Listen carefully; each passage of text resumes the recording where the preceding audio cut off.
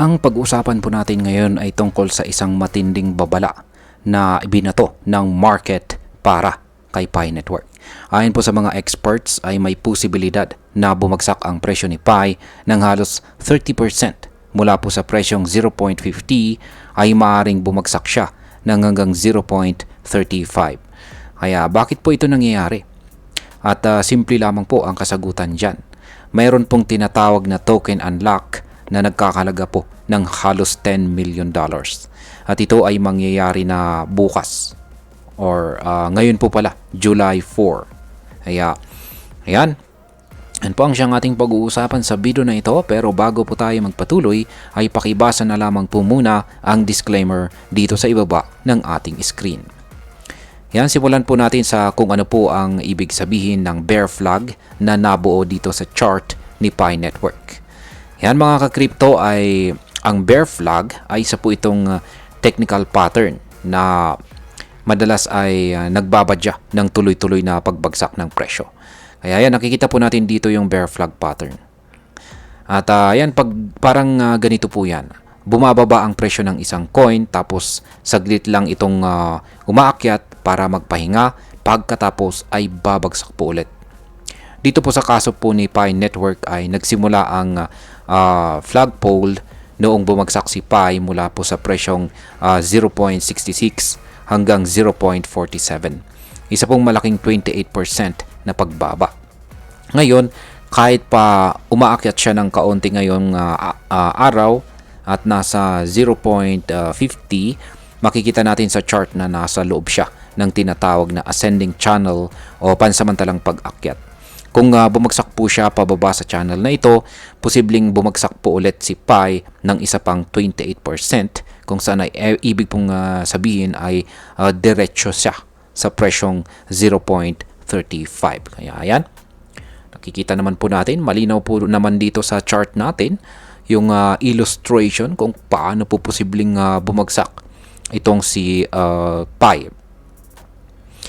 Ngayon ay pag-usapan naman po natin ang tungkol sa $10 million na token unlock ni Pi Network.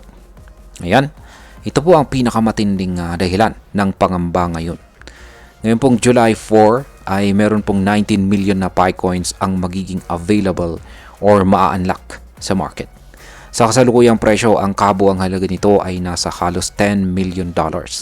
Kapag ang mga token ay na-unlock, ibig pong sabihin ay pwede na po itong i-trade, i-benta, or ilipat. Kapag bigla pong dumami ang supply ng isang coin sa market pero hindi po sapat ang demand or buyer interest, babagsak ang presyo. Classic case po ito ng supply and demand imbalance.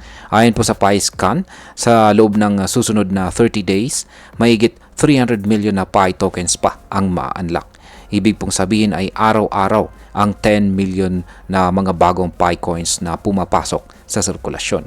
Kung wala po tayong sapat na mga buyer na kayang sumalo sa mga bagong supply, or sa madaling salita ay walang mga gustong bumili nito, posibleng tuloy-tuloy ang pagbulusok ng presyo ni Pi. Ngayon ay may pag-asa pa ba itong si Pi Network na makaiwas sa pagbagsak na ito? Meron pa rin naman pong chance. Ayon po sa analysis, kung kaya pa ni Pi na basagin ang kanyang upper resistance ng kanyang kasalukuyang channel, ibig pong sabihin ay kung kaya niyang umakyat sa itaas ng trend na ito, ngayon ay baka ma-invalid po ang bearish forecast at maituloy niya ang kanyang pag-akyat. Dagdag pa rito ang mga sinyalis ng speculative activity. Ang open interest ni Pi o ang dami ng traders na may hawak ng future positions ay tumaas na ngayon ng $23 million. Kapag tumataas po ang open interest habang umaakyat po ang presyo, madalas po itong bullish signal. Ibig sabihin ay may tiwala pa rin ang ibang investors na aakyat pa ang presyo ni Pi. Pero kabaliktaran din ang pwedeng mangyari. Kapag biglang bumagsak po ang presyo habang mataas ang open interest, magkakaroon po ng tinatawag na long squeeze. Maraming traders po ang mapipilitang magbenta at mas lalo pang babagsak ang presyo. Ngayon ay pag-usapan naman po natin ang tungkol sa ginawa ng mga whales. Yan, mga whales na or malalaking investors na interesado rito kay Picoin. Interesting din po ang balita tungkol sa mga whales. Ito po yung mga malalaking holders ng Picoin. Ayon po sa ulat, maraming whales ang nag-aalis ng kanilang Picoin mula sa mga exchanges. Posibleng sinyalis ito na ayaw muna nilang magbenta at posibleng iniipon pa nila ito sa kanilang mga private wallets.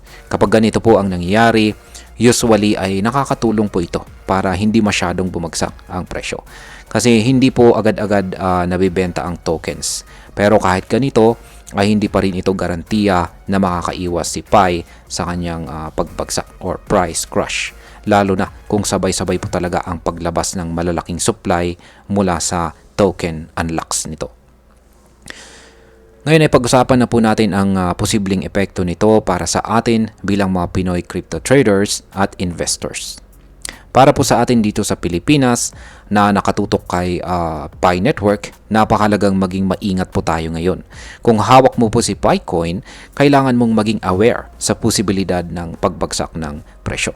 Kung balak mo pong bumili, isipin mong mabuti kung handa ka ba sa biglaang volatility. Posibleng bumagsak po si Pi hanggang sa presyong 0.35. Pero kung magkaroon ng magandang market sentiment, pwede rin naman itong maiwasan. Para sa mga nagmimina pa rin po ng Pi gamit ang app, wala namang direktang epekto ito sa atin ngayon. Pero dapat po nating bantayan ang long-term value ng coin, lalo na kung balak po natin itong i-convert sa actual na fiat money sa hinaharap. Bilang panghuli, ang masasabi ko naman tungkol dito ay para sa akin ang sitwasyong ito ay isang critical moment para kay Pi Network. Marami pong umaasa kay Pi bilang isang future digital currency na accessible po sa lahat. Lalo na sa mga ordinaryong tao na wala pong pang-invest sa malalaking coin tulad ni Bitcoin or Ethereum. Pero hindi po natin pwedeng baliwalain ang katotohanan. Ang presyo po ay naapektuhan ng market dynamics at hindi po sapat ang hype or community support lamang para panatilihin ang value nito. Kailangan po talaga ng solid demand, adoption at saka real world use case. Kung si Pi ay patuloy po na maglalabas ng tokens na walang malinaw na demand, baka tuluyan na itong mawalan ng value sa open market. Yan. Ngayon ay dapat ba tayong matakot? Hindi naman kailangang matakot, pero ang kailangan nating gawin ay maging handa. Ang crypto market po kasi ay kilala sa biglaang pagbabago, kaya ang kaalaman ang pinaka-importante nating sandata. Kaya tandaan po natin, huwag po tayong magpadala sa hype at huwag din po tayong agad-agad mawalan ng tiwala. Pag-aralan po natin ang mga patterns, sundan ang galaw ng market at palaging tanungin ang ating sarili kung ito ba ay long-term investment or short-term speculation. At ayan, hanggang dito na lamang po tayo sa video na ito mga ka-crypto. Marami pong salamat sa panonood. Ingat po tayo lagi at God bless po sa ating lahat.